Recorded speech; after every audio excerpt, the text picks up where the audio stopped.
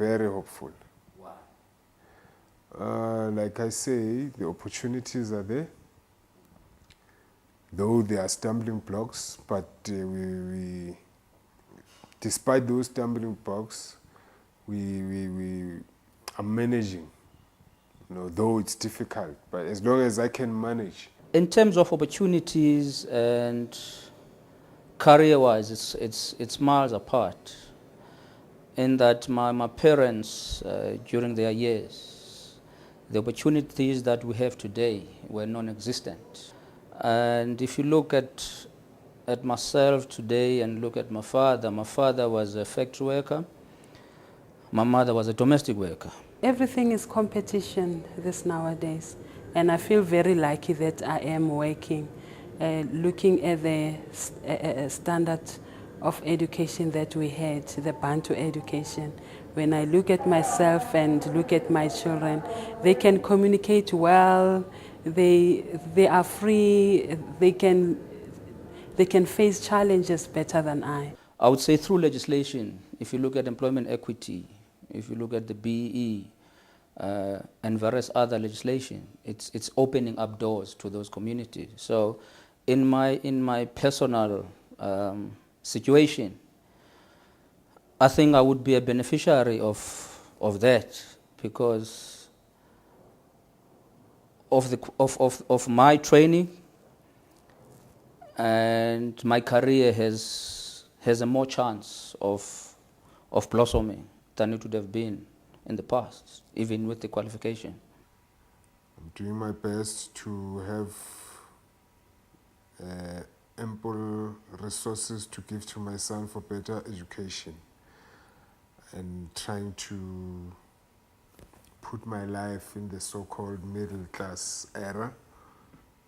From where I come from, if you have a car, a house, a wife, a stable family, we take it as a middle class with the aim of setting up a good future for my kids.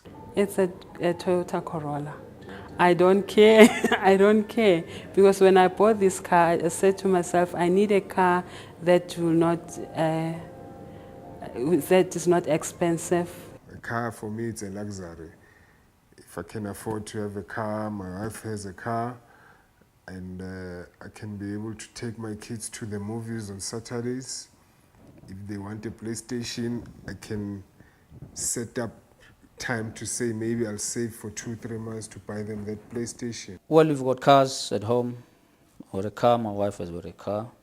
We're both professional people, and there's nothing out of the ordinary. It's just the normal household items. Your televisions, your fridge. I've got a bag of golf with a full set. I've got clothing that is there, but quite frankly, I have not set a foot at the golf course. I need to purchase something for the house, furniture. Like I don't have a dining room suite, and I'm adding a bathroom again. I need to fill in that bathroom, Is to maybe build onto the house, maybe an additional 2 or 3 bedrooms, and maybe buy a holiday home in the Cape. Though my child is in a government school, but we have to pay 500 rand every month for school fees, and food, clothing. I can say finance. I'm battling with finance. I do save.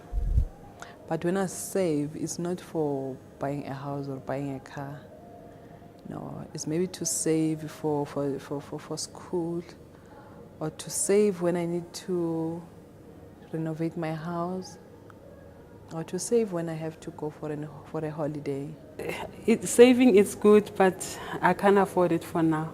So I thought the best way, if I've got an insurance, yes, so that if something happens to me, I know my children are covered.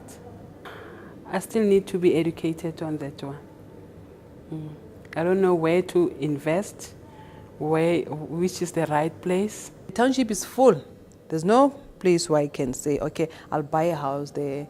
There are schools in the townships. There are schools in the suburbs, of which the level of education is not the same. So if I can afford to take my kids to the so-called Model C schools, which are in the suburbs, and be able to get myself a property in the suburbs. I take that as a step forward towards that goal of becoming a middle class. And what made me to move to the suburbs is because of I want to be responsible. I want to see where my money goes. And again, buying a house in the suburbs is the way of investing. It's an investment. In Soweto, there's too much competition. Yeah, what are you wearing? What car are you driving? Sometimes I miss the township because I do go to my mother a lot. I don't know what can I do to mix them both. But for quality times and being quiet, and because my mother, they're staying opposite Eshibin, so there's a lot of noise. It's unlike in Soweto. You know who's your neighbor. You worry about your neighbor. You want to know how is it doing. Like here, if I've got no sugar, I can't go and ask from my neighbor, because it's a different way of life. I've grown to like the suburb because it's quiet. At the moment, I'm having a problem. I speak to them in Zulu, they speak to me in English, but we do understand one another. But I'm pushing them to, I'm not discarding English, but I feel they should know their mother tongue more than they know English. Because at the moment, they can't write Zulu, they can't read isiZulu, but they can write and read English. We've got different traditions. I've got my own traditions, which I'm a Christian. So that's my tradition. Yeah, I've made it my tradition. Well, as an African man, I come from an African tradition. And in my tradition, there are certain rituals that we do as an African people. The little that I achieve, I do slaughter maybe a chicken, just to say thank you to them, because I believe they look after my family's well-being. This is Africa, this is the African land, irrespective of our stay. The African tradition must continue.